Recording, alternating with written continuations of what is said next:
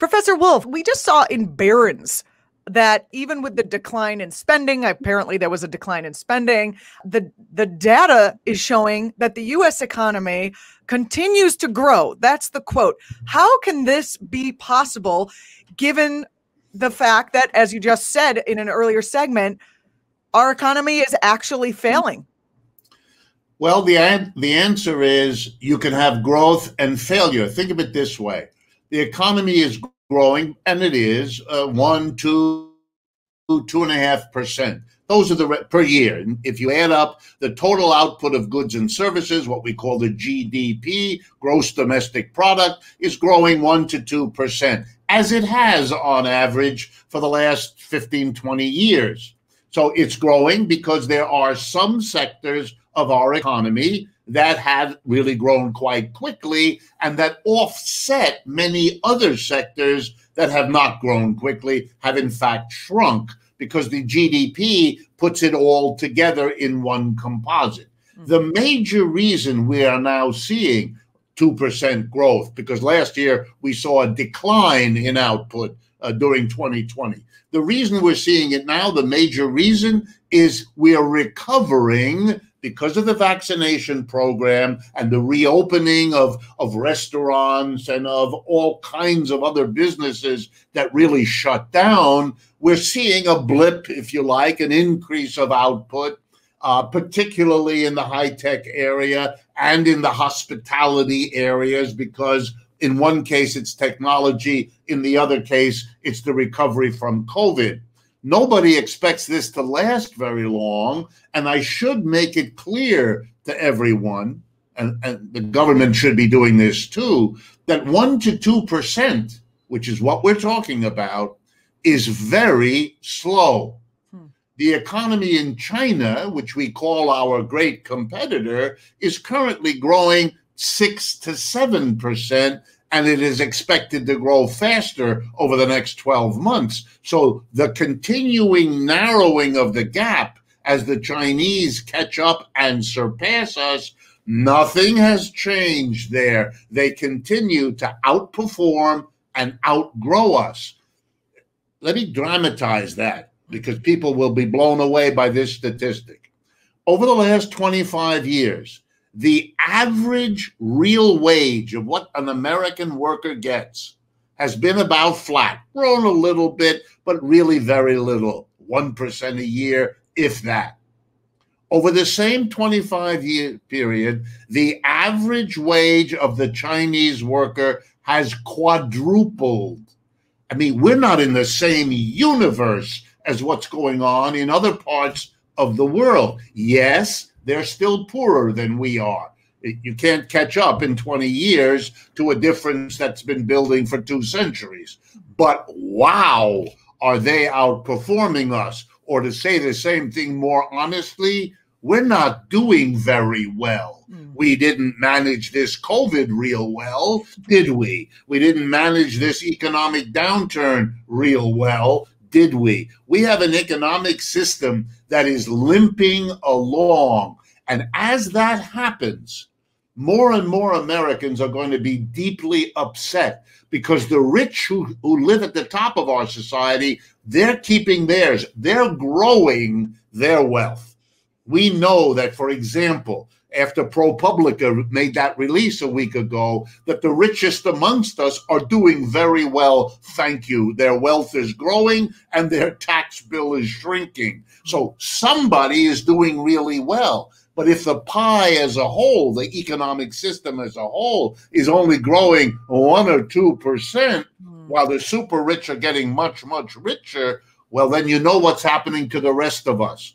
That's why people are bitter and angry, why the country is splitting apart, why some people have to try to burn down or take over the state capitol on January 6th out of their anger and their upset, and why things like white supremacy are coming back. People don't know where to turn. They don't know exactly what's happening, but they know that they're hurting. And they know that there's nothing coming down the pike that looks like it's going to fix this situation.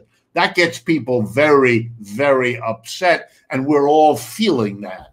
You named two things: income inequality, growing income inequality, and street protest. Even though, unfortunately, they're protesting the wrong things for the wrong reasons. Right. But some people are protesting the right things for the right reasons, as signs that the economy that we're currently living in is unsustainable. What else should we be looking out for?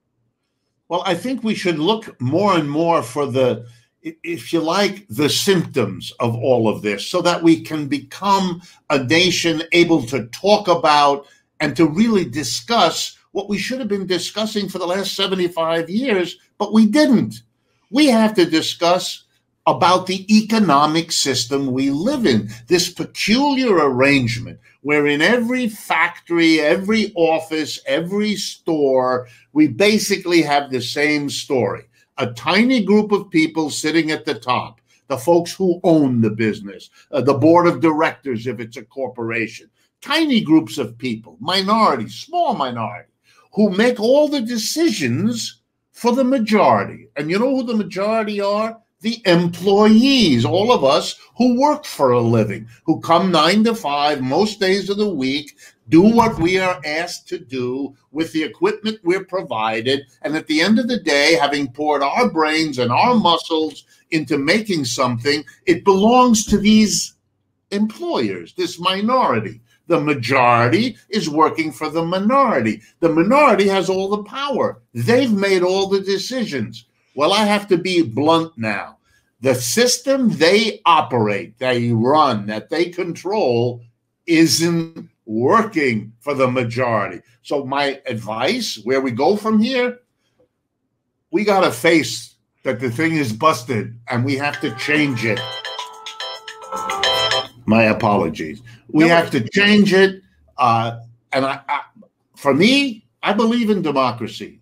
That's what I learned being an American, to value democracy. I want a democratic workplace. I want all of us in each workplace together. One of us has a vote, just like the next one has a vote. The men and the women, the supervisor and the non-supervisor, the technically developed, the technically unskilled. We're all human beings. If we're all equal in the sight of God, if we're all equal in the voting in the voting booth, then why the heck are we not equal in the workplace? We belong that way. We should have democracy. And I think the decisions that shape our economy would be better and different if we did that. And I don't have to, the way I used to, argue why this is better, because in fact, history is now on my side, because what we got isn't working.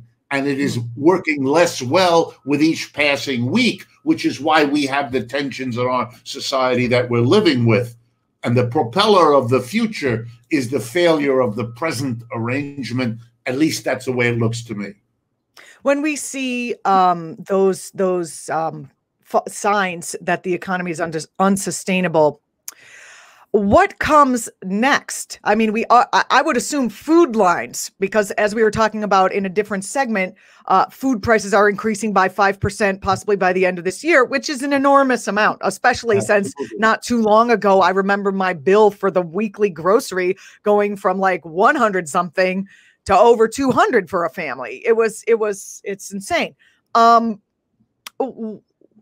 People assume that those food lines were because of COVID for whatever reason, the unemployment over COVID. Do you think that once we actually see those long food lines come back when there's no COVID, there's just a faltering capitalism, do you think that will wake people up to what's actually happening? If we're honest about it, yes. I live in an apartment in New York City. I live across the street from a Roman Catholic church and school, St. Xavier's. Outside of that church, every Sunday is a line of people waiting for a bag of groceries that church gives to hungry people on Sundays. Long before COVID, I noticed, living across the street and walking down the street on Sundays, that the line got longer and longer. COVID has sped it up. That's right. It's longer now than it was before. I think if you're willing to see what's going on around you, and I won't even bore you with talking to you about the people living in the doorways that I encounter in the morning who've slept there because they have no place to go now that the weather isn't so cold that they literally have to go into a shelter, which they don't want to do. But there's also ways of seeing that require a little extra work. When the price of food goes up 5%, it means the family that could afford fresh vegetables and fruits because they know they're healthier have to shift to the canned variety. In other words, all these little things, they're going to show up in physical ailments. They're going to show up in mood deteriorations. They're going to show up in mental upset. And by the way, let me assure you, all of the signs of that have gone off the roof. Mental health facilities in this country are overwhelmed. We have a tsunami of physical problems coming down the road because during COVID, people were understandably afraid of going to the doctor or to the hospital or to the clinic because they didn't want to go where COVID might well be. And so they've postponed. We could have set up special facilities for people to go that were where people in COVID didn't go. But that would have taken the kind of planning and organization which we were so badly lacking. And that lack, that's another sign of a system that isn't working because it doesn't take a genius to figure any of that out. Just like we could have had small schools with proper social distancing so that the mass of our children didn't have to do without school or do a distance school that they couldn't handle because they didn't have a computer or they didn't know how to use a computer or they had to compete with other members of the family who needed access to the computer. All of these failures. Or the fact that computers do not facilitate learning the way a classroom right. It's not the best way. I've been a teacher all my life. It's silly to imagine that interacting with a mechanical screen is the equivalent of all the subtle things that pass between a student and a teacher. And that's not just in kindergarten or first grade. That goes right through the university and graduate school. I've been a student. I've been a professor all my life. I can assure you, we are paying a price that we won't even realize for 10 years in terms of the educational deterioration that we allowed, and it didn't need to be, to happen because of our system that concentrates wealth in a few hands rather than using the wealth we have to deal with the most people, helping them through this extraordinary experience. I think we're going to look, I want to provoke you. I think we're going to look back on this experience, this last 14 months, as a watershed, an inflection point, a shift. We are being forced to confront that our economic system doesn't work. The end of the feudal period in Europe was signaled by that famous, horrible 14th century thing called the Black Death. It was a horrible disease. It was not a virus. It was I believe it wasn't a virus, a different kind of disease, but it killed millions and millions of people in Europe. It was the end of that system, not because the disease itself was terrible, it was, but because it exposed the system's inability to solve its problems. When you hear today, for example, well, there's a supply chain problem. We can't get enough chips to be able to make a car. Well, hello. If you're a capitalist, you've got to prepare for things not being available. That's what we call an inventory. You keep a stock of things. Like in your house, you don't use up the toilet paper. You have a place in the closet where you have a few rolls in case you can't get to the store. Come on. A system that doesn't do that is a system that's broken down. And you and your wife or you and your husband would work out a different plan of shopping if you kept running out of toilet paper. This is not rocket science. It's a sign of a busted system and that we're living in it. And Professor Wolff, back to that article we just spoke about in Barron's, do you just think that the fact that they are focused on how the U.S. economy continues to grow without mentioning the fact that we are growing at such a lesser rate than, say, other countries, as you mentioned earlier, do you think that's just sort of to keep the stock market calm, or is it just out and out propaganda? It's to keep the stock market calm, but it's also to keep the rest of us calm. They don't want to confront. And look, part of me understands it. The people who produce Barron's, that's the Dow Jones Corporation. That's the people who sit at the top of this society. Is it funny to you that it's called Barron's, like robber barons? I mean, they couldn't have come up with some other name. You kind of have to wonder about it. Even though in some ways Barron's has been, because it's a big fat thing that's printed on newsprint, and traditionally it's been something read kind of by the business community and not much by anybody else. So they're a bit more honest talking to each other than some of the other outlets that we have. But so I read it because I learned from it, to be frank. I appreciate it. And I understand. These are cheerleaders in many ways. They want to keep the spirit up, just like the cheerleaders. We want to root for our team, even if they're behind. We want to show our support. So we look for something positive. And they're also, remember, the people who are read by the politicians, who need to create the image that they've got it under control. For me, as an economist, I found the G7 meeting that was over the last few days a spectacle of failure. They came up with nothing to deal with our climate crisis other than words and promises about what they do, which are just like those they made last year and the year before and the year before, and they add up to a big fat next to nothing. And that's true about most of everything else they did. So it was this performance. It was a show. Look at us all. We're here. And nasty, nasty on the Russians and the Chinese, against whom they didn't do anything either because they can't, but they played up the rhetoric. This is sad. This is the behavior that unfortunately goes with a system in decline. And let me say a word about that, Juliana, because it's really important to put it in a historical context. For many, many years, the United States was an exceptional place. Most of the 19th century and up until the 1970s, most of the 20th century, we were an economic system going up. Wages went up every decade. Immigrants came to this country because they believed they would have a better shot at a decent life for themselves and their families. And they did. They got that shot. They did have an improvement.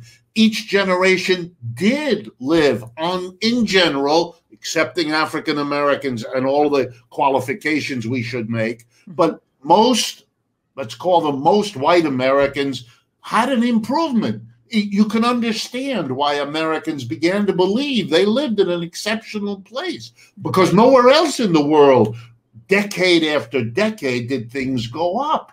And I understand that. And you began to believe that there was something super special about the United States. You should have understood that in the long history of the human race, what goes up is like a ball. If it goes up, it's going to come down. Well, starting in the 1970s, the ride up, which was a lot of fun for an awful lot of people, was over. The last 30 years of the 20th century were a time when wages stopped rising. And the only reason we didn't face it as a nation is that we kept enjoying a higher standard of living by borrowing more money than any working class in the history of the world had ever borrowed.